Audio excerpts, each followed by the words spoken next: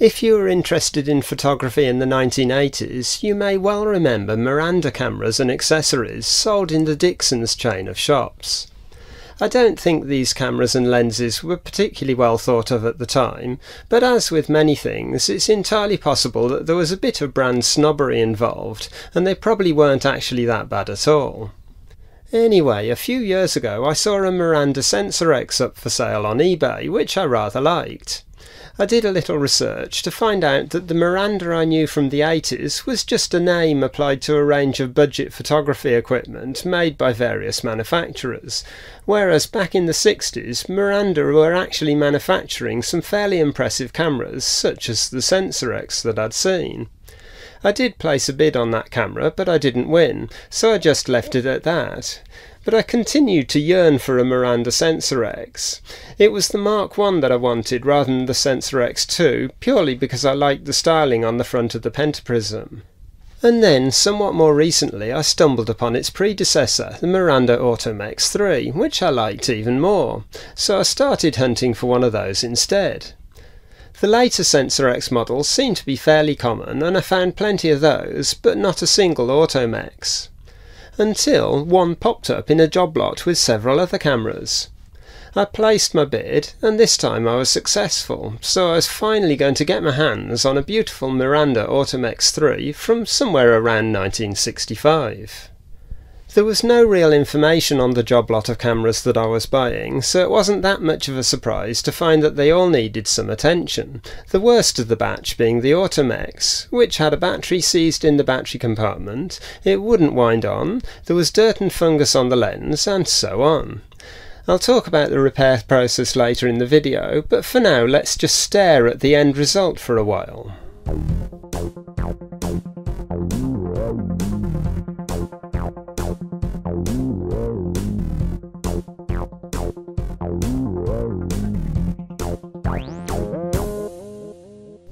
The Automex I and II had a selenium cell exposure meter with the cell located on the front of the pentaprism, the first of these being launched in 1959. When the Automex III was released in 1965, it had been upgraded to a CDS cell, which is over here, leaving the top of the pentaprism free for some styling, which makes it look like the grille of a classic car. When the Sensor X came out a year or two later, it now had through lens metering and a redesigned grille, and by the time the Sensor X2 came out it was all looking a bit more conventional, which is a bit of a shame in my opinion. The Automex was designed as a fairly high level camera with plenty of features and accessories. I haven't got a price for the Automex III, but I found this advert in a 1962 camera magazine for one of the earlier Automexes, which cost just under £170, so it is quite expensive when you compare it to a Nikon F Photomic for just under £178. Among the features that the Automex boasted was a removable prism which could be swapped out for a waist-level viewfinder, and you'll know how I got on with one of those if you've seen my video on the Adixa Reflex, link in the description. Miranda appear to have tried to accommodate many other lens systems when designing their own, because it has a short flange to film plane distance and a large bore, making it easy to mount other systems using the available adapters. There's even an M44, not M42, screw thread inside the bayonet to accept earlier Miranda lenses. But it's not perfect. The four-lug bayonet has no system to prevent you inserting the lens in the wrong position. You're supposed to line up the orange dots and rotate the lens, but it's entirely possible to insert the lens any way round. Something someone had clearly done in the past on this camera, because there was damage to this brass plate at the top and the aperture release at the bottom, along with the aperture pin on the lens itself, which was bent when I first got it. A fair bit of force must have been used to bend them, because it all took a fair bit of force to straighten it back out. There's a stop-down lever on the lens over here so you can preview your depth of field, and a lever that couples the aperture to the camera. The earlier and later lenses don't have that coupling lever, so you'd have to look through the viewfinder and adjust the shutter speed and aperture until the exposure was correct, then read off that aperture from the side of the camera and dial that into the lens manually. Also on the front of the camera we have the shutter release button, and beneath that the self timer, which you wind up like so. Press the shutter release button and then frantically run back to the family group that you're trying to photograph and strike a pose before the shutter fires. On the top of the camera we have the film advancing lever with the shutter speed dial in the centre and the ISO setting inside that. You lift the outer ring and rotate to select film speeds between 25 and 1600 ISO. Then the whole knob rotates to select shutter speeds between 1 second and 1/1000th of a second, plus the usual bulb setting too. As I advance the film, you'll not only notice the frame counter advancing, but also a flag appears to indicate that you've wound on, something I wish had been present on more film cameras. I think my Pentax Spotmatic is the only other camera I own that has this feature. Opening the back of the camera resets the frame counter to 0. Over on the other side is the usual film rewind crank, and around that is a rotary dial to select between flash bulbs and electronic flash. To the side of that is the on-off switch for the exposure meter. Beneath that on the left hand side is the flash cable port, and to the rear is the battery cover, which simply unscrews. Next to that is the button that releases the removable prism. Looking through the pleasantly large and bright viewfinder reveals a focusing screen with a microprism focus finder in the centre and the exposure meter over to the right. I'm set on 125th of a second at the moment, and if I adjust the aperture until the needle is in the centre of the circle, I should be ready to shoot. Unless I'm using a lens without the mechanical link, in which case I'd need to set the lens aperture manually to the indicated f8. I've tweaked the exposure meter as much as I can, but I think the CDS cell is a bit tired. I've got it so it reads about right in daylight, but it's not much good in low light, so I'll probably just use an external meter like I do on all the other cameras. That covers most of the controls. I'll demonstrate loading a film in a moment, but as the first film I've put through this camera is now back from the lab, it's time to take a look at a few shots.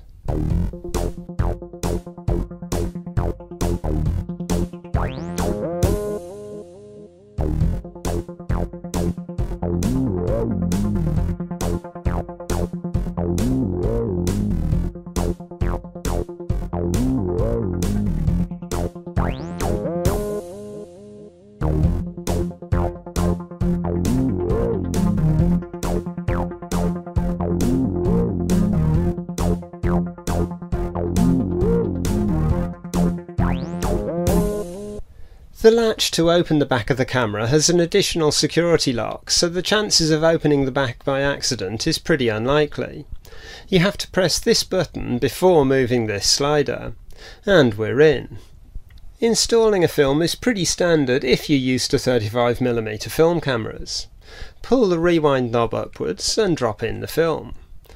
Push the rewind knob back in, possibly giving it a little twist so the dog engages. Pull the film over to the take-up spool. Rotate the take-up spool by hand, if necessary, until the slot is accessible. Insert the end of the film into the slot. Advance the film once and fire a shot. Check that the film is engaged in the take-up spool slot, and that it's sitting on the sprockets of the drive shaft, and that the film is sitting neatly between the film guides on the focus plane. Shut the door and close the latch. Gently take up the slack in the film by turning the rewind knob in the direction of the arrow.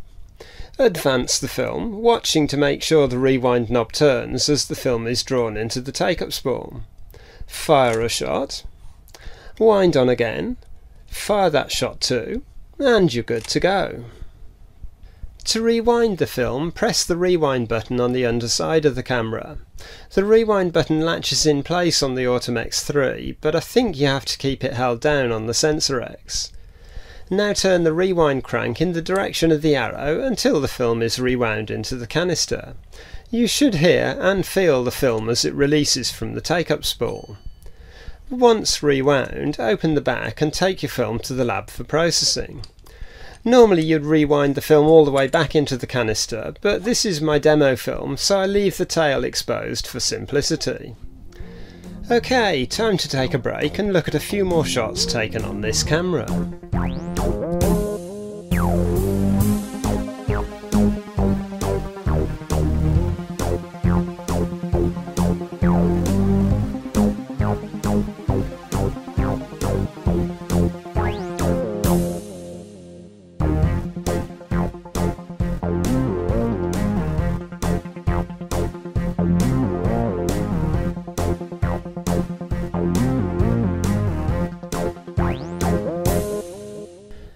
As I said earlier, there was a fair bit wrong with this camera, but nearly everything can be attributed to the battery leakage and poor storage conditions.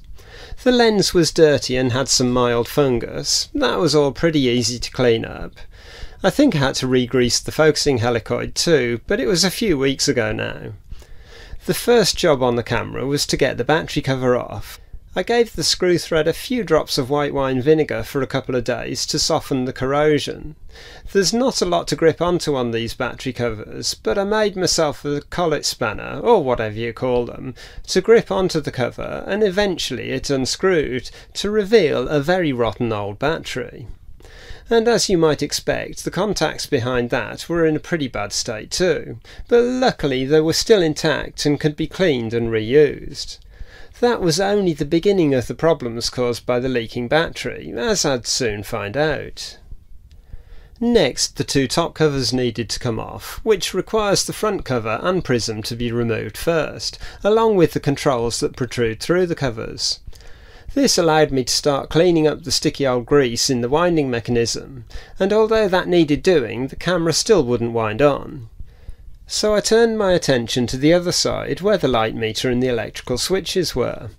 I'd already spotted that there was something wrong with both switches, and with the covers off it was clear to see that the nylon screws that hold the switch contacts in place had rotted off from the battery leakage.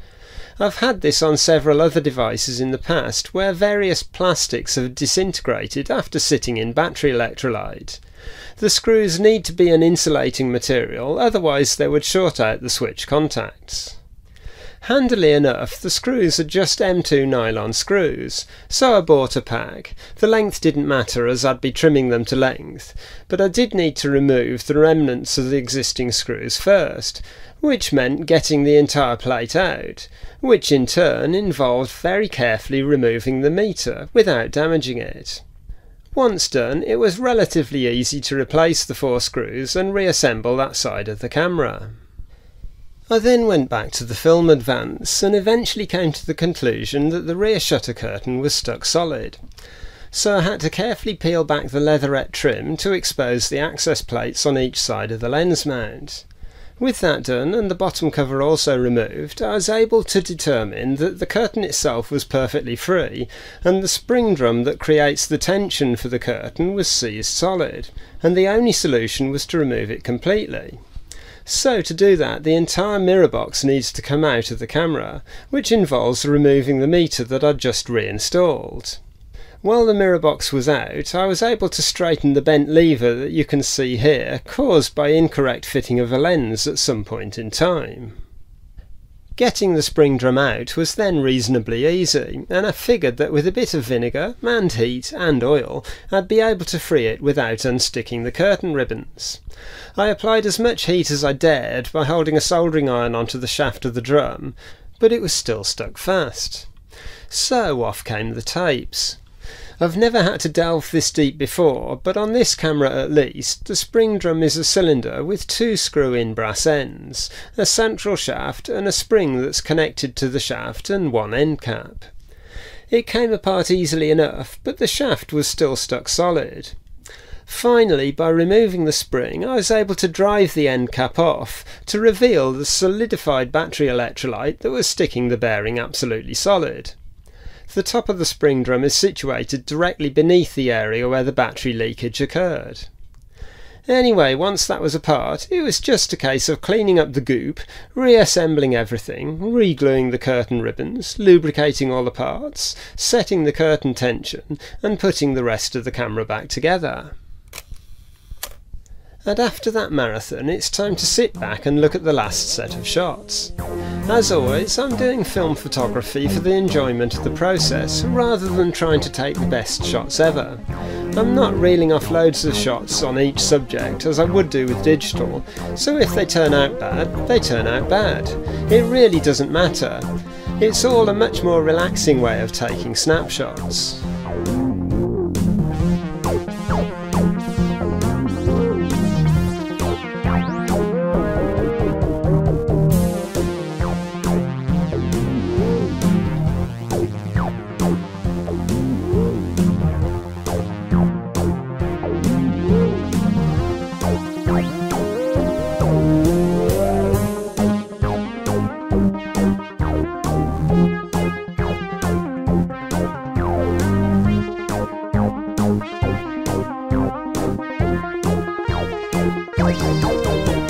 So, have I enjoyed using the Miranda Automex?